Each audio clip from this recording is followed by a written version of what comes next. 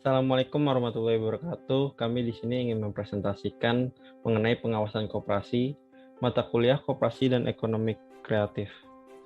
Sebelum masuk ke materi, kami perkenalkan terlebih dahulu anggota kelompok kami. Ada saya sendiri, Agus Purnomo, ada Ainun Najiha, ada Silvi Rosiana Suherman, ada Siti Hafsah Syakira, dan ada Vinci Jones. Pengawasan dan pemeriksaan koperasi adalah kegiatan yang dilakukan oleh pejabat yang membidangi koperasi untuk mengawasi dan memeriksa koperasi agar kegiatan dan diselenggarakan dengan baik sesuai dengan peraturan perundang-undangan. Menurut Peraturan Menkop dan UKM Nomor 17 Tahun 2015 tentang pengawasan koperasi, Pasal 1 Ayat 2 menyatakan pengawasan dan pemeriksaan koperasi adalah kegiatan yang dilakukan oleh pejabat yang membidangi koperasi untuk mengawasi dan memeriksa koperasi agar kegiatan diselenggarakan dengan baik sesuai dengan peraturan perundang-undangan.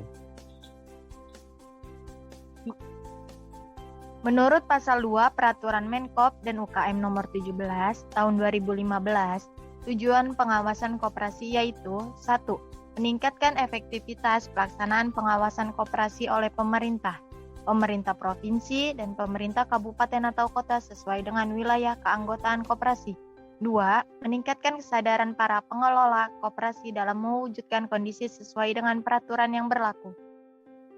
Sasaran pengawasan koperasi. Menurut Pasal 3 Peraturan Menkop dan UKM Nomor 17 Tahun 2015, sasaran pengawasan koperasi adalah sebagai berikut. 1. Terwujudnya peningkatan kepatuhan koperasi terhadap peraturan perundang-undangan. 2. Terbentuknya koperasi yang kuat, sehat, mandiri, dan tanggung. Yang ketiga, terwujudnya koperasi yang akuntabel. Menaati sendi-sendi dasar koperasi. Menurut Undang-Undang Nomor 12 Tahun 1967, sendi-sendi dasar koperasi adalah 1. Sifat keanggotaan sukarela dan terbuka untuk setiap warga negara Indonesia. 2. Rapat anggota merupakan kekuasaan tertinggi sebagai pencerminan demokrasi dalam koperasi.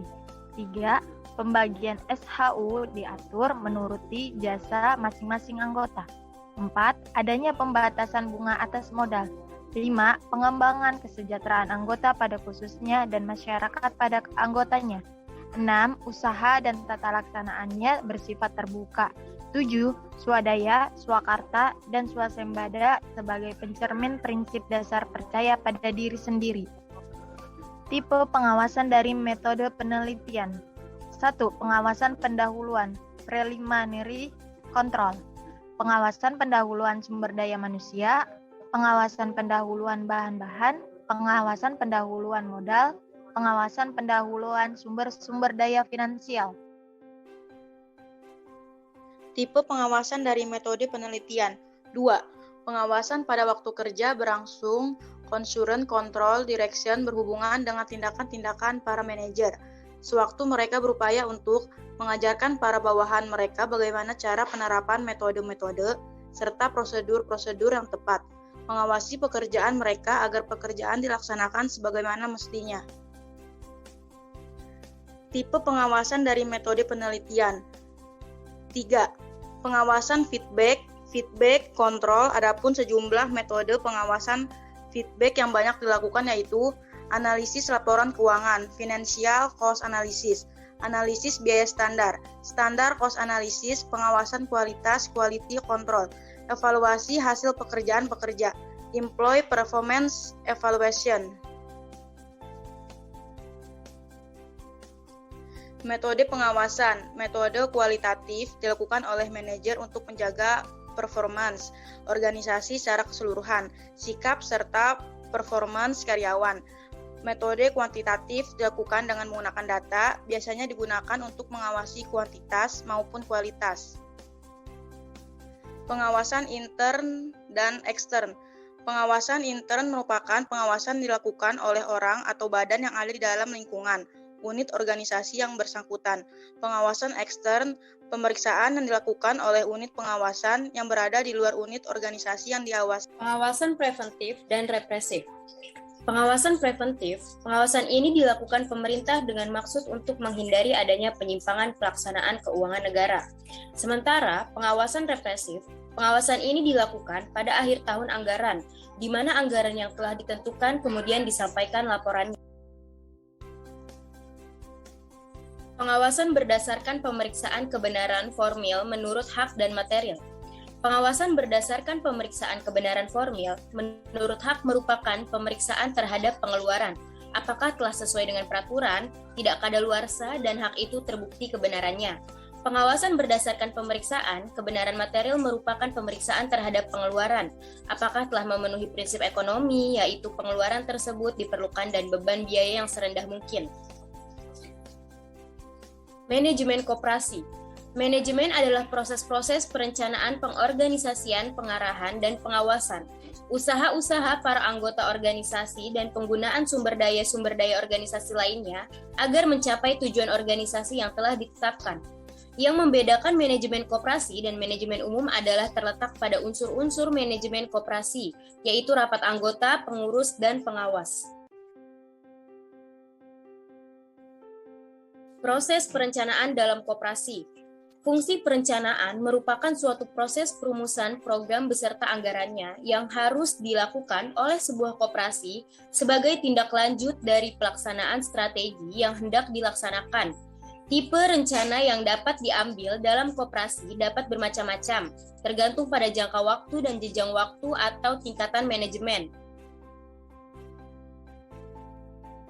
Pengorganisasian merupakan pembagian tugas dan wewenang dalam koperasi di antara para pelaku yang bertanggung jawab atas pelaksanaan rencana-rencana koperasi itu.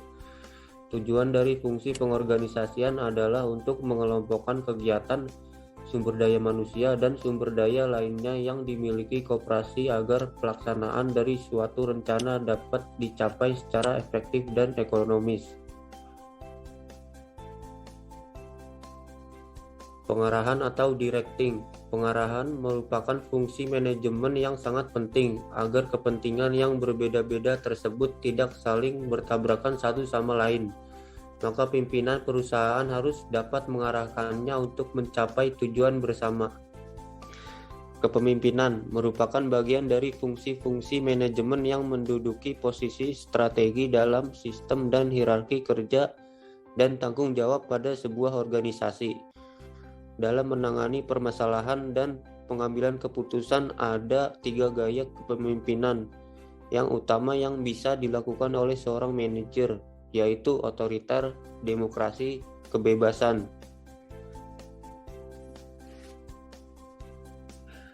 Pengendalian, menurut Robert J. Mockler, suatu upaya yang sistematis untuk menetapkan standar prestasi dengan sasaran-sasaran perencanaan, merancang sistem umpan balik informasi membandingkan prestasi sesungguhnya dengan standar yang terlebih dahulu ditetapkan, menentukan apakah ada penyimpangan dan mengukur signifikasi penyimpangan tersebut dan mengambil tindakan perbaikan-perbaikan yang diperlukan untuk menjamin bahwa sumber daya perusahaan yang digunakan sedapat mungkin dengan cara yang paling efektif dan efisien guna tercapai suatu perusahaan. Tujuan utama pengendalian, memastikan bahwa hasil kegiatan sesuai dengan apa yang telah direncanakan. Dengan adanya pengendalian, maka diharapkan dapat diketahui atau dipastikan kemajuan yang diperoleh dalam pelaksanaan perencanaan, dapat meramal arah, perkembangan, dan hasil yang akan dicapai, dapat menentukan tindakan pencegahan apa yang diperlukan untuk menghadapi permasalahan-permasalahan, memberikan masukan yang dapat digunakan untuk memperbaiki perencanaan yang akan datang, mengetahui adanya penyimpangan terhadap perencanaan sedini mungkin. Terima kasih telah menonton video kami. Thank you for watching.